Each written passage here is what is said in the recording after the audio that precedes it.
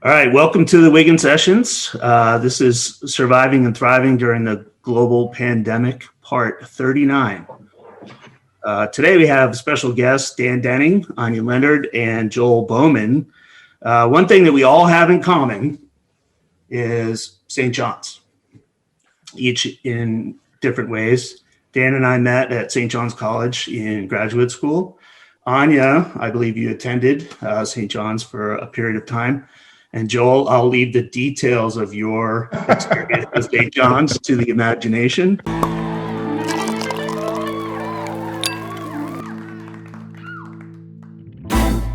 A vicarious education, maybe.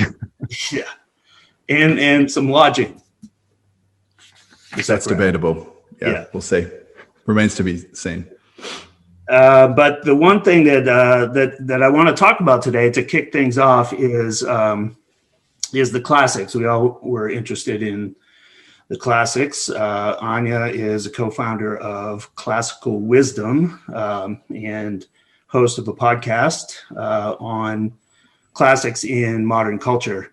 And St. John's, if you're unaware, St. John's College is a unit or a college really that focuses on the great conversation, the classics of Western civilization, starting from pre-Greek times all the way to, the canon at St. John's ends in the early 1900s. So we all have that in common. We've been studying and interested in the classics and how it pertains to trends that are going on in the economy and in our culture today.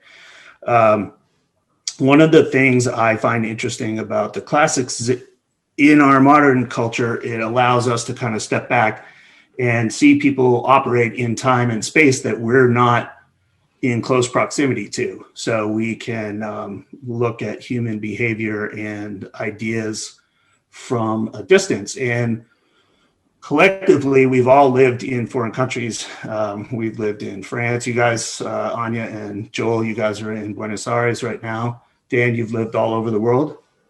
I find like when we lived in my family, we lived in Paris for a number of years, and watching like the social environment, politics, culture, when you're not actually engaged in it, gives you a very different perspective on what's happening. You're not as closely invested in it as like politics in the United States right now. I'm talking from Baltimore, and it's difficult to extricate myself from the political discussion and how it impacts my kids and all that kind of stuff. But when we live in a foreign culture, it's easy to extricate yourself and look at the whole thing as like a grand sort of comedy. And to me, that's what the classics allow us to do too. When we're reading the Greeks or the Romans or whatever, or even like medieval Europe, we get a view on the ideas that created the culture that we live in, but we can remove ourselves from it, and it becomes interesting. Today, just to kick this off, what I'm interested in is the attack on the classics, and it's a feature of the cancel culture that we're all going through right now. Anya, you recently hosted a podcast or an event that looks at the attack on the classics, which is something that I wouldn't have suspected would be a feature of the current cultural climate that we're going through right now.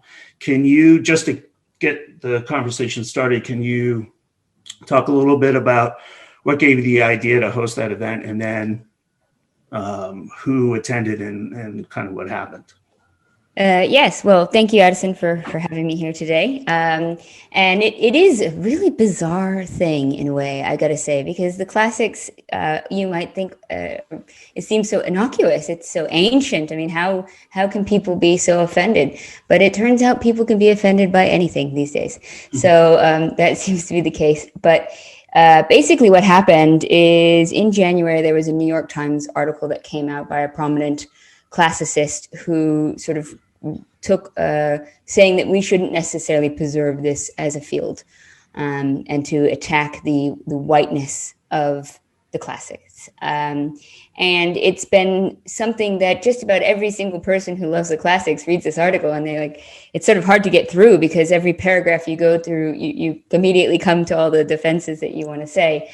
And so it is a sort of bizarre moment in history where sort of this field of history and literature and philosophy is being so questioned.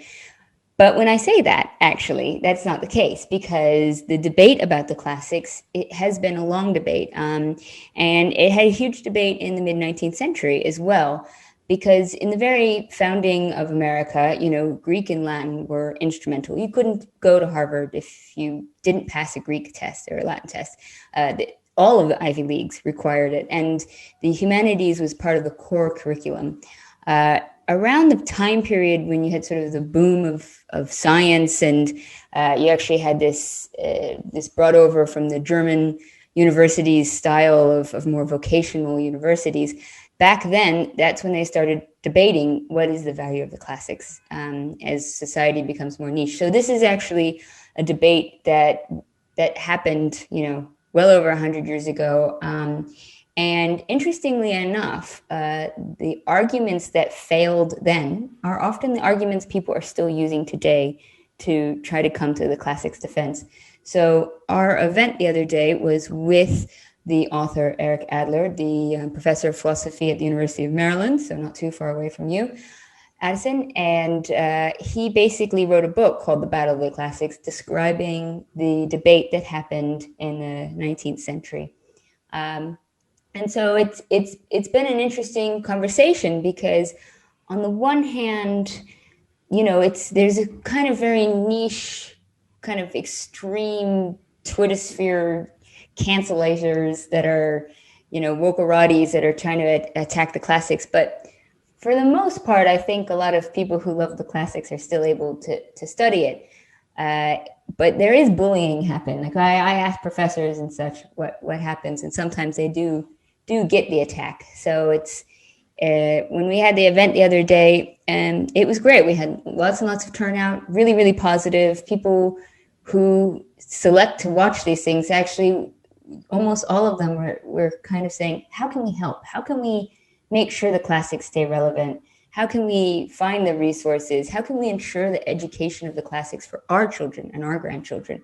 So I think the value of the humanities, and to what you said, Addison, that we're part of this long chain of humanity that is timeless, that has these lessons from the ancient world that are then, are the cornerstone of further literature, further philosophy. It is our burden to make sure that this history isn't forgotten. And I think there is, I want to say optimistically, people who care about it. I like to think all of us here included.